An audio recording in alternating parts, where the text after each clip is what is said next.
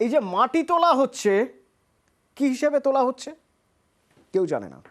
এই মাটি তুলে কোথায় নিয়ে যাওয়া হচ্ছে কেউ জানে না। আসলে মাটি লুট হচ্ছে।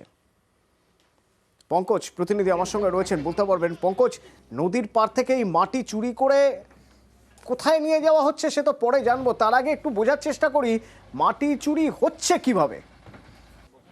দেখো অতল, একবার মাটি চুরি হচ্ছে কিভাবে এই প্রশ্নের উত্তরে যেটা জানিয়ে রাখি তোমাকে, কেলেঘাই নদীর চর। এই কেলেঘাই নদীর চরে এই মুহূর্তে যে সময় নদী শুকিয়ে যায়, সেক্ষেত্রে কি যে কেউ চাষাবাদ করছে, আবার কেউ দিনে দুপুরে মাটি চুরি করে বিক্রি করছে মাটি মাফিয়ারা, যেখানে এই মাটি বিক্রি করে অন্য কারুর কাছে তাদেরকে বিক্রি করছে। কেউ বিক্রি করছে গাড়ি প্রতি 500, কেউ বা বিক্রি করছে গাড়ি প্রতি 300, এইরকম করে প্রত্যেক গাড়ি প্রতি বিক্রি করছে মাটি মাফিয়ারা। এইরকম করে দিনে দুপুরে মাটি চুরি করছে দেদার ভাবে।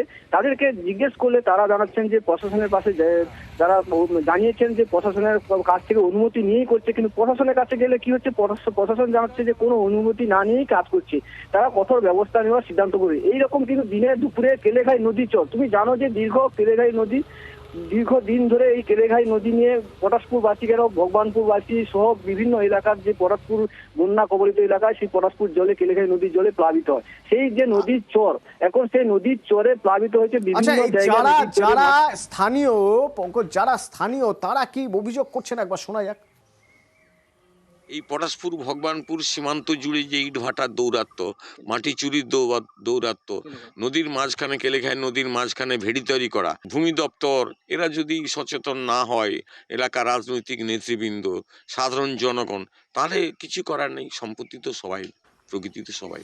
আর এবার একবার শুনবো যারা ওই কাজ করছেন। দেখুন, আত্মভার দিয়ে মাটি চুরি হচ্ছে, মাটি তুলছেন যারা, যে কন্ট্রাক্টর এই দায়িত্ব নিয়েছেন, সেই কন্ট্রাক্টরের সঙ্গে যারা কাজ করছেন তারা কি বলছেন শুনুন।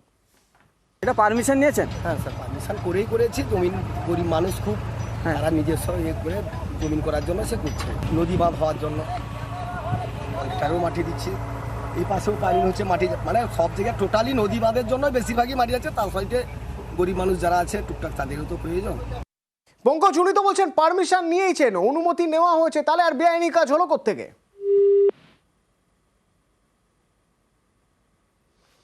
পঙ্কজের সঙ্গে পরবর্তীতে যোগাযোগ করব, কিন্তু প্রশাসন আমাদের কাছে খবর পেয়ে কড়া ব্যবস্থার আশ্বাস দিচ্ছে।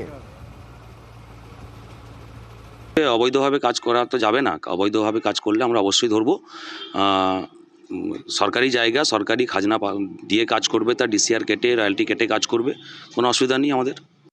বিএলআর সাহেবকে বলেছি যে অন স্পট দেখে নিতে, প্রয়োজনে লিগ্যাল ব্যবস্থা নেওয়া হবে, এবং ওদেরকেও আমি ডেকেছি আর কি।